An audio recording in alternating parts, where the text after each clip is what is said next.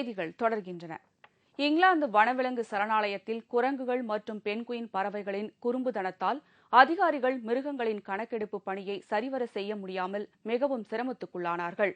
இங்கிலாந்து நாட்டின் லண்டன் நகரில் உள்ள வனவிலங்கு சரணாலயத்தில் ஆண்டுதோறும் நடத்தப்படும் மிருகங்களின் கணக்கெடுப்பு பணி நேற்று தொடங்கியது.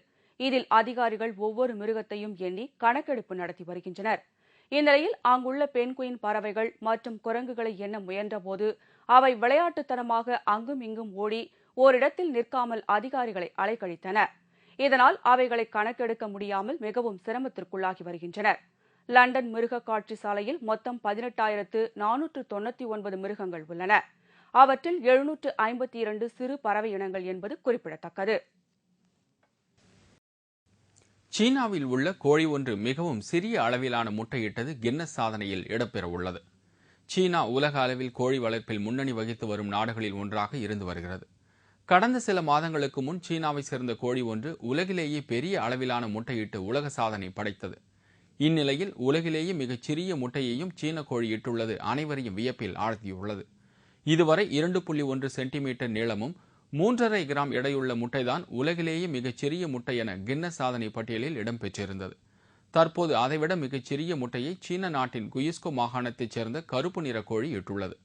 1.6 சென்டிமீட்டர் நீளமும் 2.5 கிராம் எடையுடைய இந்த முட்டை ஒரு நாணயத்தைப் போல உள்ளது. இந்த சிறிய முட்டை கின்னஸ் சாதனை பட்டியலில் இடம்பெற உள்ளது. மீண்டும் முக்கிய செய்திகள்.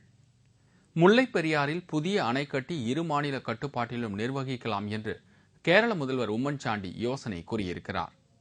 மத்திய அரசு துறைகளில் காலியாக உள்ள தாழ்த்தப்பட்ட மற்றும் பழங்குடியினருக்கான காலி இடங்களை நிரப்ப மத்திய அமைச்சரவை கூட்டத்தில் தீர்மானிக்கப்பட்டுள்ளது.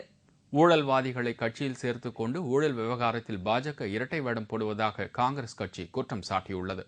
வைகுண்ட ஏகாதசியை முன்னிட்டு தமிழகத்தில் உள்ள பெருமாள் கோவில்களில் இன்று அதிகாலை நடைபெற்ற சொர்க்கவாசல் திரைவிழாவில் லட்சக்கணக்கான பக்தர்கள் சாமி தரிசனம் செய்தனர். மீண்டும் முக்கிய செய்திகள்.